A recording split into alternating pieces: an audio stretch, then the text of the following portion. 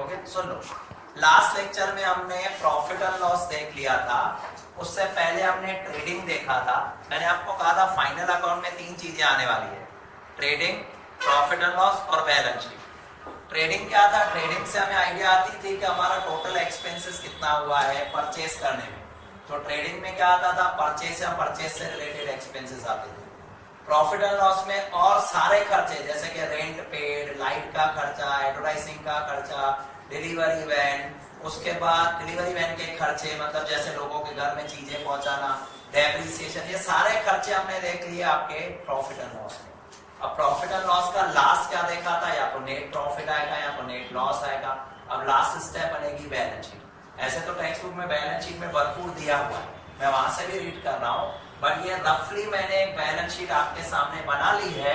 Majority common item सब मैंने यहाँ पर दिखा दी है। मेजॉरिटी कॉमन आइटम जो है सब मैंने यहाँ दिखा दी है। तो हाईएस्ट टाइम रिपीट यही होती है। ये एसेट साइड है, इसमें सारी एसेट आएगी। कौन कौन सी? मैंने कुछ लिखी हुई है, जैसे कि लैंड आ गई, बिल्डिंग आ गया, फर्नीचर, बिल्स रिसीवेबल। आपको पता है बिल्स रिसीवेबल मतलब जो कुछ पैसे लेने हैं, कैश बैलेंस है, बैंक बैलेंस है, डेटर्स जिनसे हमें पैसे लेने हैं, और प्रीपेड एक्सपेंसेस। ये सब हमारी एसेट है, ये सब हमारी एसेट है। वैसे तो आगे चल के आपको सिखाया जाएगा करंट एसेट ड्राइंग आपकी क्या हो जाएगी, माइनस हो जाएगी। उसके अलावा फिर देखो creditor, bank loan, bills payable, ये सब हमारी लायबिलिटी है। ओवरड्राफ्ट, बैंक ओवरड्राफ्ट भी आपकी लायबिलिटी में आ जाएगा। बैंक ओवरड्राफ्ट, कभी कभी आउटस्टैंडिंग एक्सपेंसेस होंगे आपके, कुछ भी आउटस्टैंडिंग खर्चा हुआ वो भी आपकी लायबिलिटी। इन शॉर्ट कोई भी लायबिलिटी होगी। प्रोविडेंट फंड है, वर्कर का पैसा हमारे पास पड़ा है तो प्रोविडेंट फंड भी हम अपनी लायबिलिटी में दिखा सकते हैं।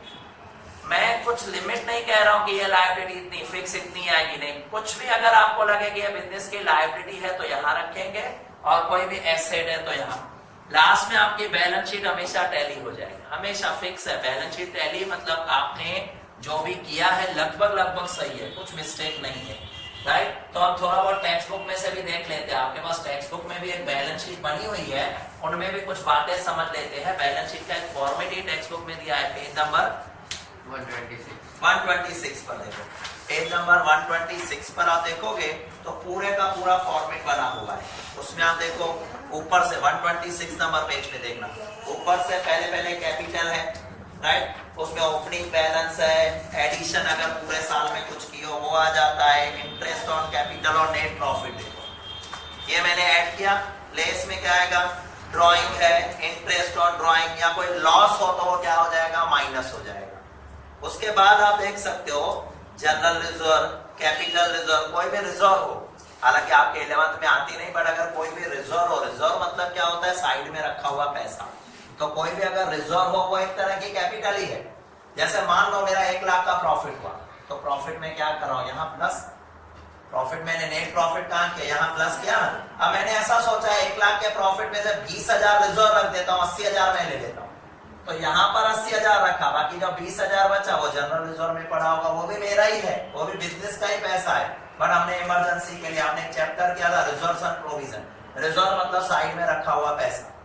तो ये पैसा ओनर का ही है, खाली बिजनेस में रखा हुआ है कि इमरजेंसी में काम आएगा, जैसे कैपिटल, राइट। रिजर्व के बाद आप देखो सारे की सारी लायबिलिटी दिखाई गई है, जैसे कि बैंक लोन है, अदर फाइनेंशियल इंस्टीट्यूशन का loan, fix deposit, loan from friend, ये टाइम पास है, समझो ऐसे ही। मेन ये चीजें यहाँ की आती है जो मैंने बोर्ड पे लिखी है। उसके बाद आप देख सकते हो जैसे कि bank overdraft, sundry creditor, bills payable, outstanding expenses, income received in advance. अगर आपको कुछ पैसे एडवांस में मिल गए तो वो मेरे लिए क्या हो जाएगी? लायबिलिटी हो जाएगी, इनकम रिसीव्ड इन एडवांस। जैसे 11th में कोई मुझे 12th की फीस दे, तो 11th की फीस दिया वो तो ठीक है, मेरा हक है, बट अगर 12th की दी मतलब वो मेरी लायबिलिटी हो जाएगी, नेक्स्ट ईयर उसको पढ़ाना पड़ेगा। तो वो मेरे लिए क्या हो गई? एडवांस में मिली हुई फीस, एडवांस में मिली हुई इनकम हमारी लायबिलिटी होती है। फिर वर्कर्स प्रॉफिट शेयरिंग फंड पड़ा हुआ, ये क्या होता है? देखो मान लो मैं एक फैक्ट्री या एक दुकान चला रहा हूं, मेरे पास 10 वर्कर काम करते हैं। अब उनको मैंने ऐसा कहा ज्यादा से ज्यादा मेहनत करो, मैं आपको प्रॉफिट में भी थोड़ा हिस्सा दूंगा। ये क्यों किया जाता है? ताकि वर्कर अपने आप को हमारे साथ जुड़ा हुआ समझे।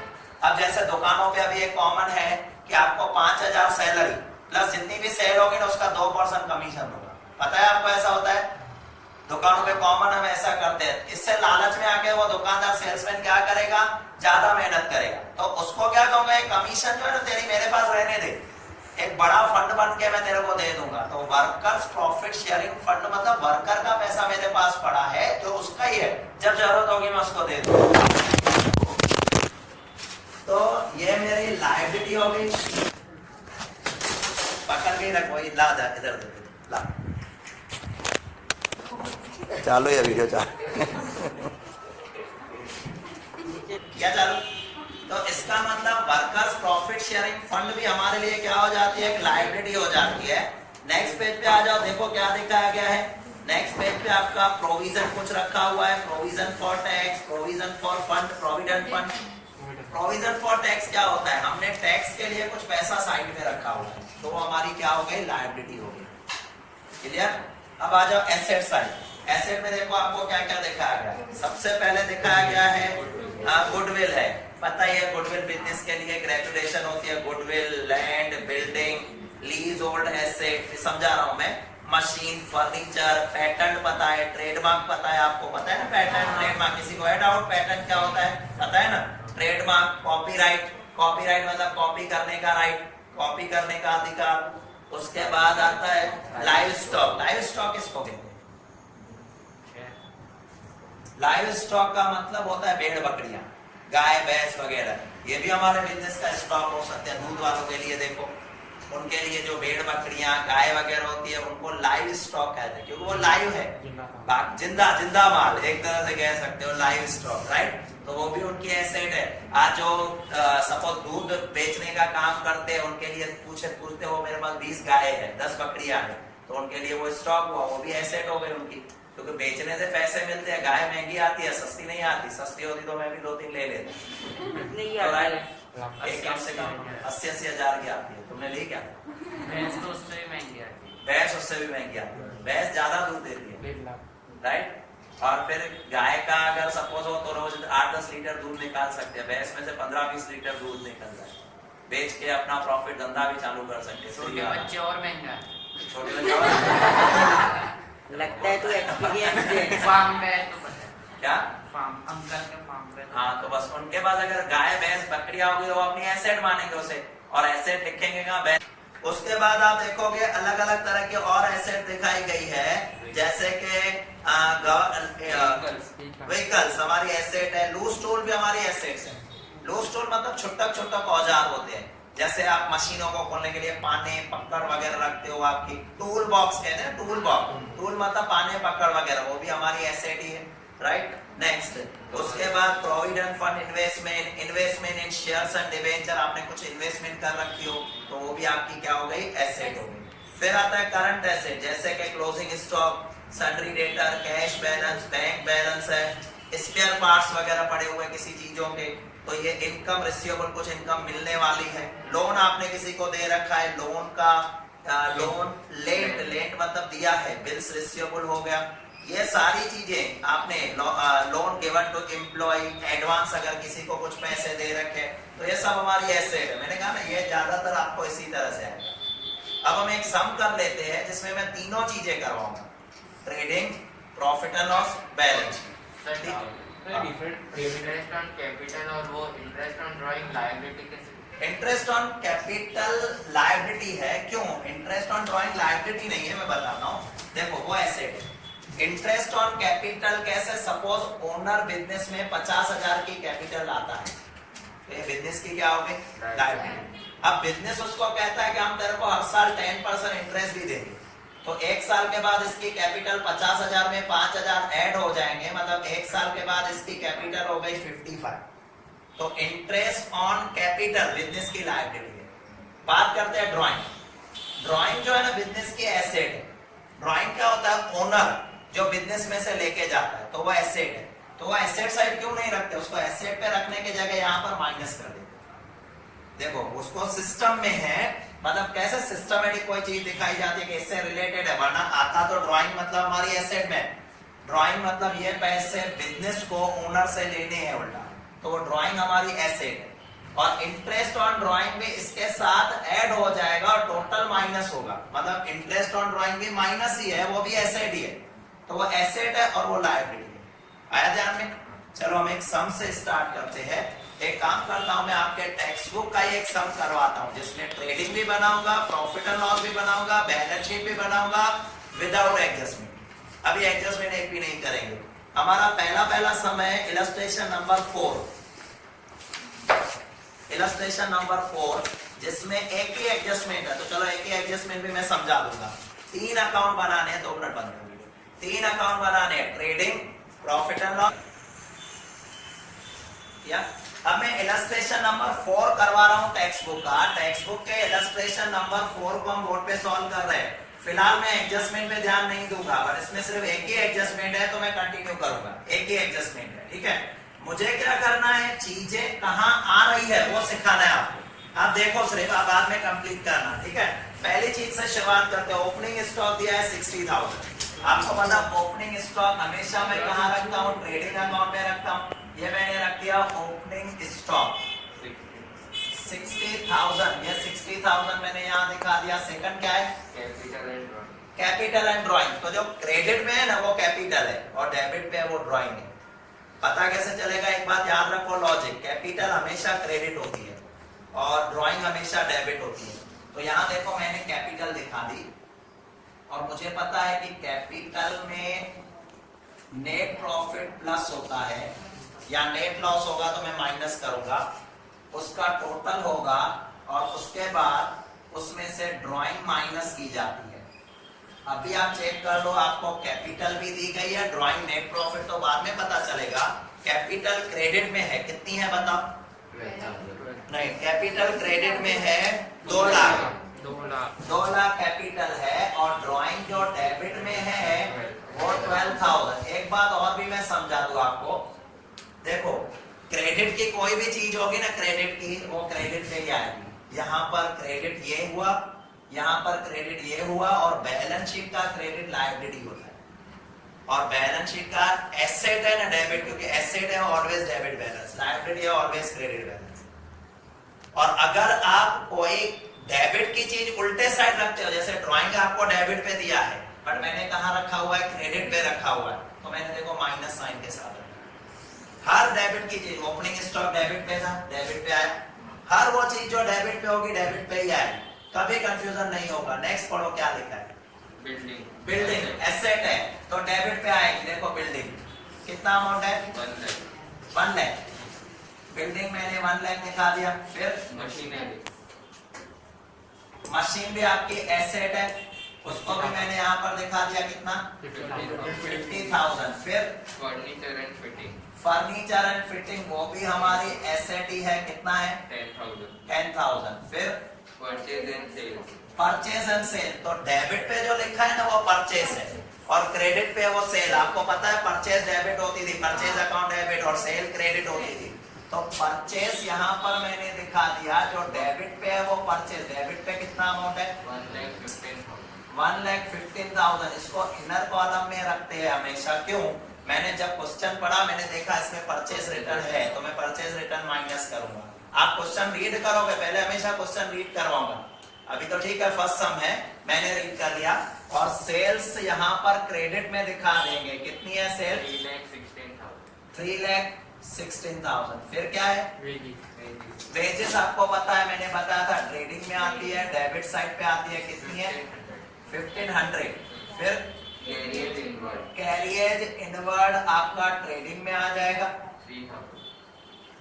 3,000। फिर परचेज रिटर्न परचेज में से माइनस हो जाएगी। आ रहा है ना सबको ध्यान में, कितना इजी है। परचेज रिटर्न माइनस करो, कितना है 14,000।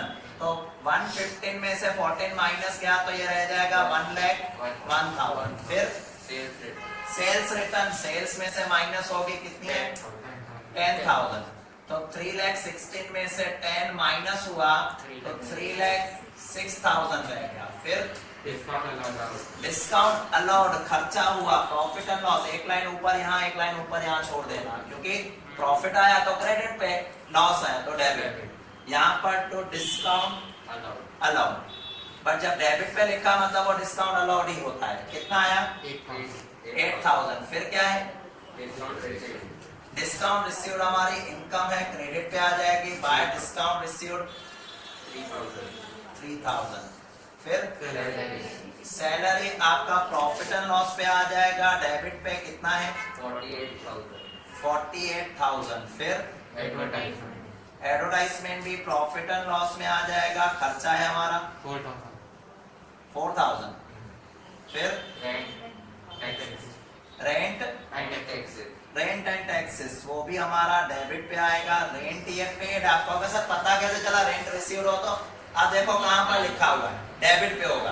डेबिट पे लिखा है मतलब आपको भी डेबिट पे ही लिखना है, मतलब वो रेंट पेड है। कितना है 1500। फिर इंटरेस्ट रिसीव्ड है, देखो आपके पास क्रेडिट में लिखा होगा, ये ट्रायल बैलेंस आपको दिया है, इंटरेस्ट रिसीव्ड क्रेडिट में लिखा होगा। अमाउंट देखो कितना है 1000। फिर देखो खर्चा हुआ, खर्चा है मतलब डेबिट में लिखा होगा। स्टेशनरी कितना है 2000।